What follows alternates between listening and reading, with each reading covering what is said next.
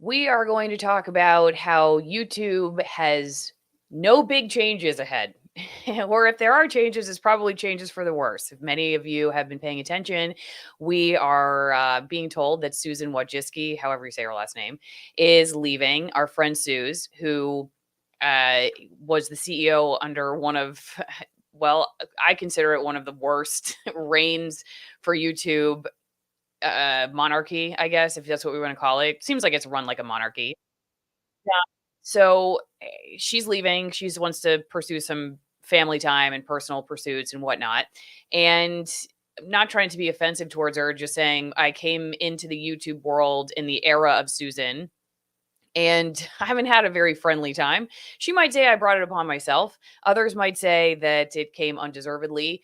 Others might say it's the government, not Susan. Who knows? Wherever you fall, definitely let me know in the chat. It's good to see everybody here on a Saturday. Um, so I figured it would be worth looking at the new CEO, what he said in the past, and I got to thank somebody over on Locals for that, for showing me what's going on over there. Let's see if we are live. Are we live on Locals right now? I'm using the custom RTMP function. So I think, okay, good. It says it's working on Locals. Woohoo! All right, this is amazing because this means now I can start streaming with a guest, which is, it's a big thing. So go join my editorial board on Locals. All right, I am going to play this quick clip. And while I'm playing this quick clip of Neal Mohan, if that's how you say his last name, I'm sorry, I don't know the pronunciation of everybody's name. Wojcicki, Mohan. He has been with Susan, I believe, since 2015. He's a total groupie, and you should expect nothing new out of this guy. In fact, I think like it could potentially get worse if you're somebody like me who's considers yourself somewhat of a free speech advocate and not necessarily expecting a lot from YouTube, but expecting to maybe survive. I don't know if that's going to happen with Neal here, but let's listen to what he had to say in this video. Okay, this is to tee it up. This is TechCrunch talking about extremism, which is one of my favorite words. Of course, all of you know that I sell extremist wine, right? I have AllisonWinePromo.com where you get 50% off of my favorite wines, and they're all extremist wines, extremist altitude wines. Okay, let's hear what Neal has to say. Let me know if you can't hear it. And one thing that we want to avoid is sending users down paths to more and more extreme content, especially when that content might not be quite policy violative, so it still exists on our platform, but is borderline in nature, or maybe it's spreading, harmful misinformation in some way or the other. Right. And so we've had a very concerted effort. We announced this actually back in January, where we are actively trying to reduce recommendations of that type of content in people's Watch Next feeds, in their home feeds, etc. And it's really changes and improvements that we're making to our recommendation algorithms. We've actually had over 20 of those changes since we announced this back in January. And as a result, there's been a 50% reduction in user exposure to content that we would deem to be in that bucket of sort of borderline or maybe harmful misinformation. And we're going Okay, to I just want to continue. stop real fast here because this is from a few years ago, actually. And I definitely saw this change happen within my own channel. This algorithmic or whatever you want to call it, tweaking on their part, not to be confused with twerking, tweaking on their part that they're saying, okay, it's not misinformation. In other words, it doesn't violate our guidelines, but we're very uncomfortable with it. So we'd rather not promote it. So this is the first thing I want to make sure we understand about Neal here. You can be totally within the realm of approved content on YouTube, but ain't nobody going to see your stuff because Neal is going to make sure that if you're borderline, which is what mine is, borderline content disorder is what I say I have, borderline content disorder, you're not going to get your stuff seen. And I have seen a significant decrease in views on my YouTube channel over the years. Frankly, YouTube is so minimal at this point when it comes to both views and income. It's really just it's like a fingernail on my arm, if you know what I mean. It used to be like an arterial in our what do you call it? It was like an art. It was of arterial importance, and now it's barely a capillary, but mostly like a fingernail because it just kind of like snags every once in a while and it hurts and you want to clip it off, but you can't because you sort of need a fingernail. And people complain all the time that I complain, which I'm not really doing. I'm not trying to complain. I'm trying to tell people what's going on. That we talk negatively about YouTube and yet we still use it. Well, yeah, it's the biggest search engine in the world. I mean, Google is number one and YouTube's number two, and they're basically the same. And so, in order to get views from new people, until places like Rumble, which I'm live on right now, head over to Rumble, watch on Rumble, go to locals, become part of my editorial board, all that good stuff. Until people are using those as search engines, you're really kind of just getting views that are already there from people you already know. And so I was somebody who was on YouTube several years ago as a mainstream TV reporter and didn't know much about what was out there. And it was a bridge to the other side. And that's kind of how I see my YouTube channel now. But I just want people to understand, not that you all are going to be surprised by this, but a lot of folks, I think, in mass media are just like, well, just don't break the rules. I think they see my tweets when I have to rage against the machine on Twitter, like I did last week when I got locked out of my channel. If you didn't know that, go over to locals. You would have known that I got locked out of my channel again for a video from 2 years ago, another video from 2 years ago. And so people are like, well, you deserve it. You just stop breaking the rules. I see that all the time. Stop breaking the rules. Well, what Neal's telling you is that in a lot of cases, like, it doesn't matter if you follow the rules on YouTube, you're still going to die on YouTube. And they're going to make sure that it eventually becomes exactly what it is for me, which is not worth the headache. Right. And, in part, I guess that's why I'm still there. Cause I'm like, well, I'll show you, I will take the headache and I'll be fine with it. And I'm still going to play games here because it's like I said, it's a bridge to the other side for some people. Let's keep listening to what Neal has to say. And then I have a couple more things and one more video to play down that path. So that that content sort of represents sort of a needle in a haystack, sort of back to this point that I made of like a fraction of 1% of content. But we're going to continue to sort of improve our recommendation algorithms so that we can drive that as close as possible to zero for our users as we possibly can. Thanks. And I mean, I as a heavy user of the platform, right, I appreciate it. So thank you. Okay, I just love how that guy TechCrunch said thank you for that. As a user of the platform, thank you so much for protecting me from extremist content. My good Lord. That just to show you where TechCrunch is in the debate about all this whenever you see something. Okay, I'm going to show you a video in a second that is more recent and has to do with medical misinformation and came off the heels of the Russia-Ukraine conflict. But just to sum this up, he said that it's like less than 1% of the content. So maybe I should feel very grateful that I'm going to call it the top 1%. They may call it the bottom 1%, but I'm going to call it the top 1%. Top 1%, and they're going to try to get me to zero. So that's a challenge, and I love challenges. So thank you, Neal, for offering the opportunity to work within this very challenging system. I take your challenge, and I'm going to raise you. I'm going to raise you a sponsor, which I have to say is one of the only ways that we're staying in business. It's definitely not YouTube, that's for sure, right? So as you all know, I do have a new sponsor for the month of February. So I just want to thank Noble Gold, and they have decided to, like I said, they've decided to help out and sponsor some of my videos. So thank you, Noble Gold. If you are considering switching your IRA to precious metals, to gold, this is a great opportunity to both support my channel and just ask some questions. Honestly, if you called 877-646-5347 or went to morrowgold.com, you would just help just by doing that. If you've already thought of doing this, you have questions about it, you're just curious, maybe you want to do research and you don't really think this is for you, but you want to find out more information just because it's something you've always wondered about, just calling and asking questions or going to the website, morrowgold.com or 877-646-5347 would help me continue bringing the interviews on that I bring on, which are some of the most censored people on the internet. Don't make a lot of money from ads on YouTube, that's for sure. If you interview the people I do, you'll often get demonetized and sometimes you lose your videos. So sponsors are necessary, and I really appreciate it when there are companies like Noble Gold that are willing to help me out. it's a time of year when a lot of people are talking about their concerns over the economy and the housing market and their investments. And so a lot of people are switching to precious metals to protect their retirement. Noble Gold's been around for over 2 decades. They've got 4.98 stars out of 5 stars with the Better Business Bureau, 4.9 out of 5 stars with Consumer Affairs. And if you check out the description box and pin comments for the link, tell them you heard about it here. According to longtermtrends.net, gold outperformed the S&P 500, Dow, and Bitcoin in 2022. Silver is not far behind, and they also do silver.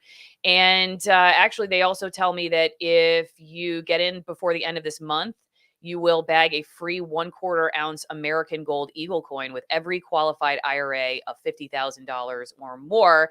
I do have to tell you, because the government encourages, and when the government encourages, they're not just encouraging, but I got to tell you, this is not financial advice. There's always a risk of investment, and there's no guarantee of any kind.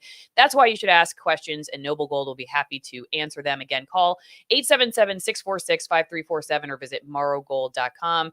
Tell them I sent you. Again, check out the pinned comment and video description box once the live stream is over. And I appreciate everybody doing so. So, all right, let's go back to the next video that I want to show. And I think this is another very telling one. This is from 8 months ago, and this is from Times Radio. I actually thought the interviewer in this one did a decent job. So he has some questions that I feel like I appreciated the answers. Basically, like, well, wait a second, are you the arbiter of truth, or you just basically you basically just wiped RT from YouTube, RT News. Why did you do that? His answer about RT, by the way, was terrible, but I'm not going to play it right now. You could go look at this interview if you want. I mean, basically, he didn't even really answer why RT got the boot in the way that it did. Just that they don't like what they were saying about the war, but didn't really explain like specifically what that was. And kind of bragging about the fact that they did take this sort of unilateral expulsion of the channel, kind of like what they did, all the different platforms did with Alex Jones at like the same time.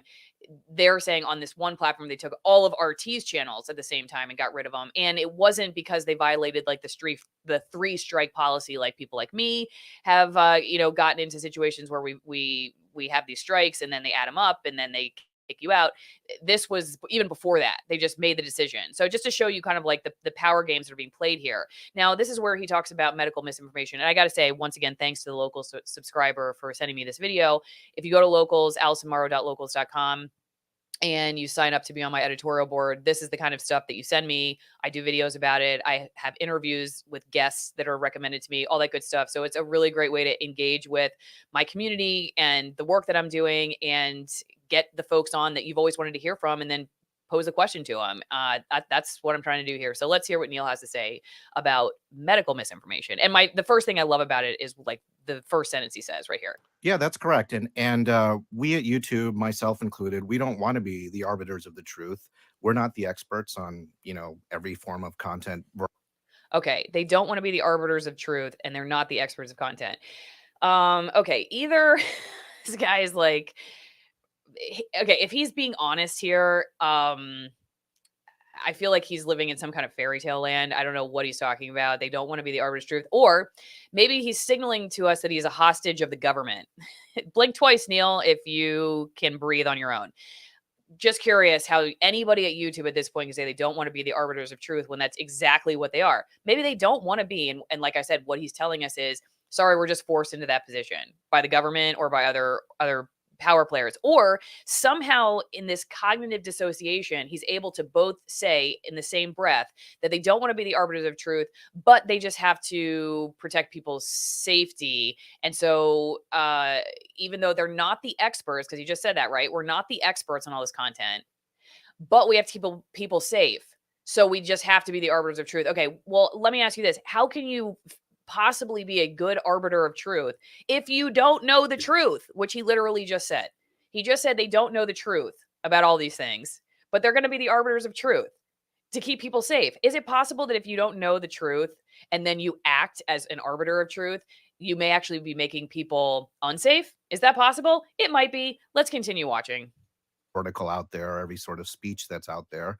YouTube, as I said, is an open platform, and maintaining an environment of free speech on our platform is is incredibly important. And a lot of that speech that exists on the platform, I may not agree with, others at YouTube may not agree with, but we believe that having an open platform is where a lot of the magic of YouTube comes from. That's where, new creator voices come from. That's where someone anywhere in the world can post a channel and share it with fans all over the world. That's the power of it. But we also recognize that, we have 2 billion users on our platform, and we have a responsibility to make sure that they're safe within the YouTube ecosystem. And so, to your question around COVID, for example, we've also had a policy in place well before COVID around medical misinformation.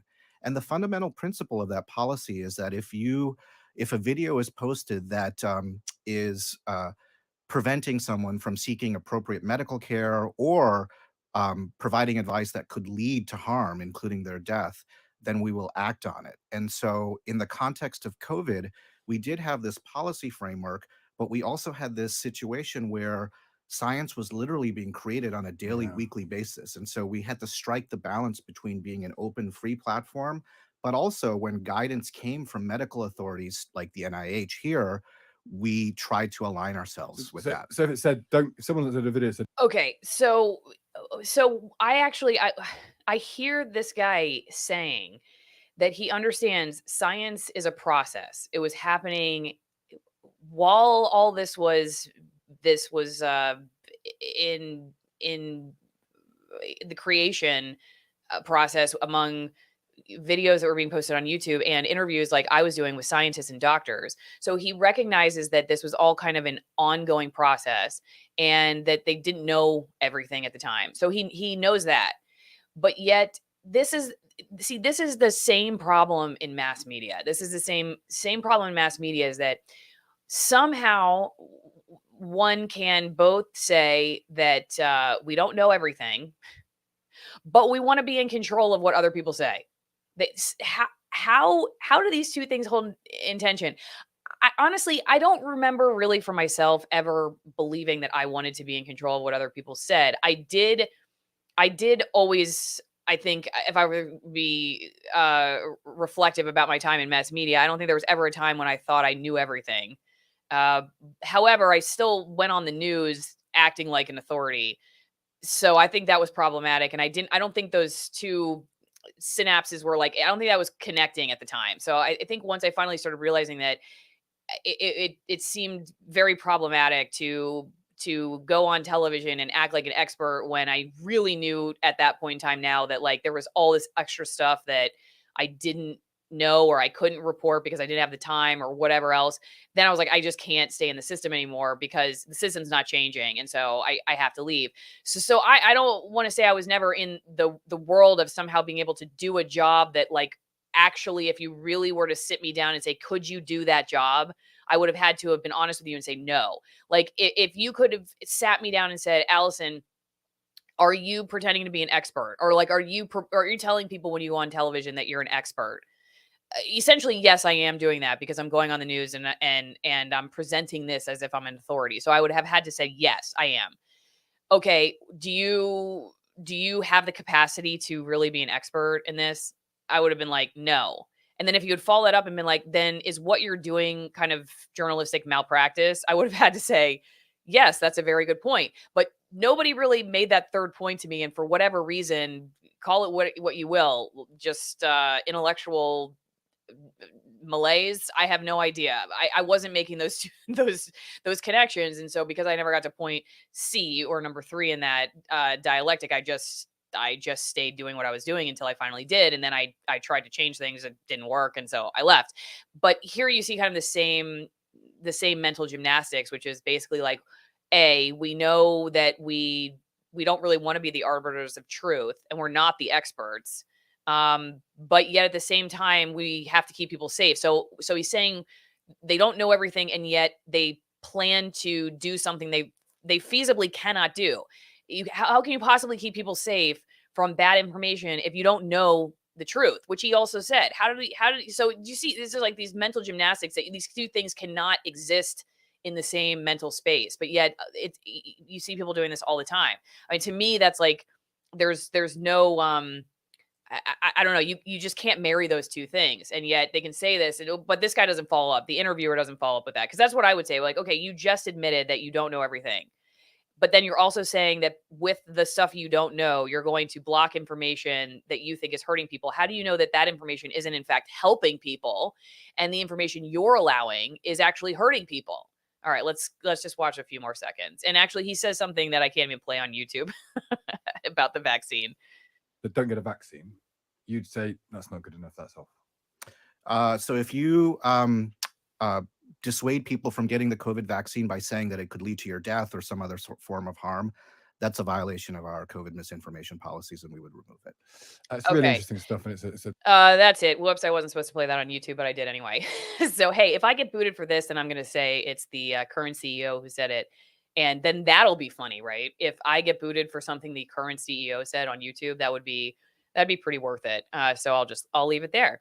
So I want to just make sure I am showing you everything that I want to show you. And the last thing is to just give a shout out to locals here, because if you see this is a live chat happening where I am live streaming, though it looks like a black box. In fact, people are telling me that they are watching me. I just, for some reason on my account, I can't actually see it. So thank you to everybody who is over there on the live stream chat. I will be answering your questions in our editorial board meeting that's going to continue right now exclusively on locals. So if you are not on locals, go head over there. You can be in the chat monitoring and watching for free, just like the FBI and CIA. But if you want to actually chat, you have to pay $5 a month. It's pretty cheap, in my opinion, for being able to essentially run your own newscast, which is what I try to give people the opportunity to do, which is pose ideas for guests, get them on, and be a part of my editorial board and ask questions ahead of time for interviews and all that good stuff.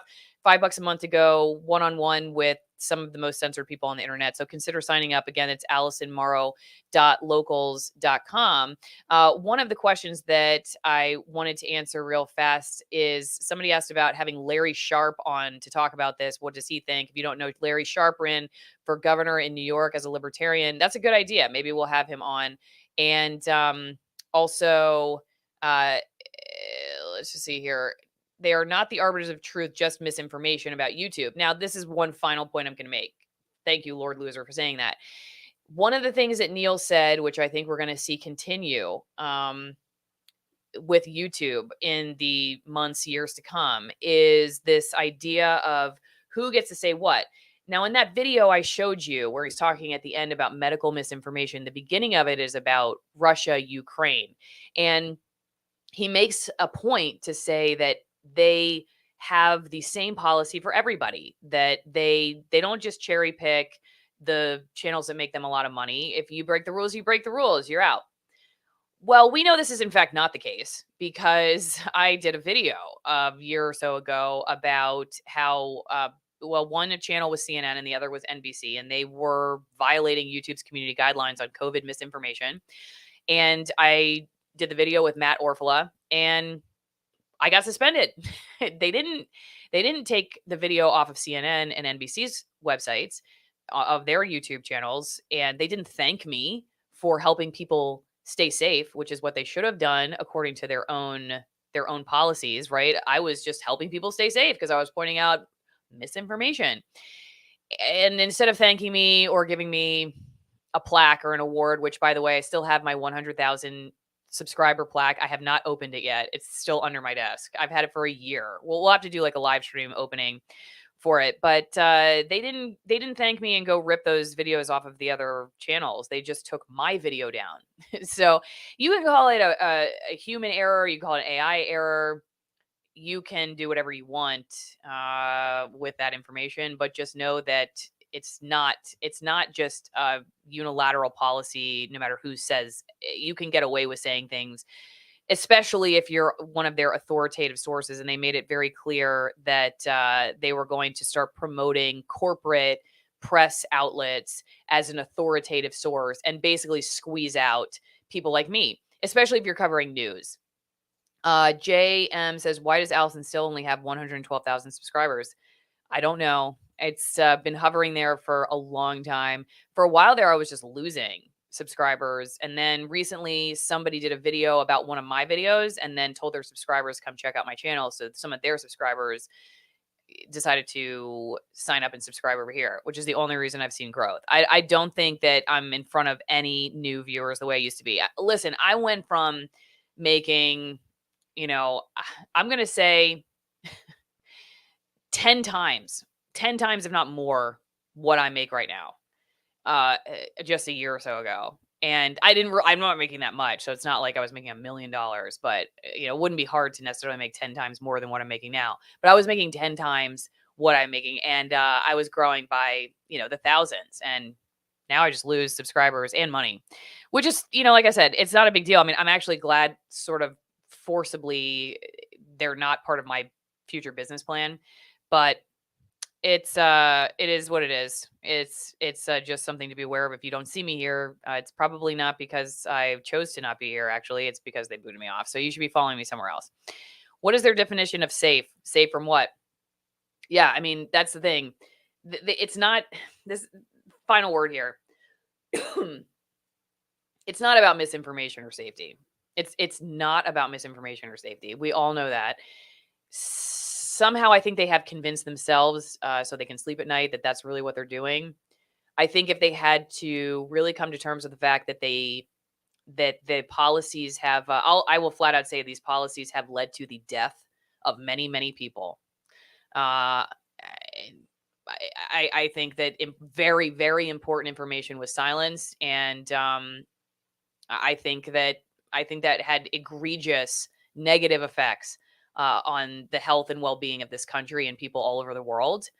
So I guess there's some kind of mental gymnastics you do so that you can sleep at night if that's what you do for a living. Having been in the mass media as somebody who really believed in what she was doing and now looks back on, I've talked about the times where we did a story, for instance, on a doctor who was targeted by the Department of Health. And I believe we unfairly broadcast him in a very negative light before talking to him. And that's my fault along with my team's fault. And I do believe that people suffered, if not died, because of our reporting. So listen, I've been there. I just, now that I see how dangerous that is, I guess that's why I'm here pointing it out when it gets done on a platform that is the biggest search engine in the world. Because if you think that a local TV reporter can affect the health and well-being of people, just imagine being one of the biggest platforms in the world. It's not about safety and misinformation. It's quite the opposite. It's obviously become an arm of the government as well. It spreads propaganda. And it's funny because it's total projection. Like they'll say that they're trying to stop propaganda and disinformation, but they're actually one of the greatest purveyors of propaganda. And I think that's very unfortunate. So, okay. I think that's where I'm going to end it on everywhere else but locals. So I'll see you guys over for my locals editorial board meeting. Remember, alsmar.locals.com. Go check it out.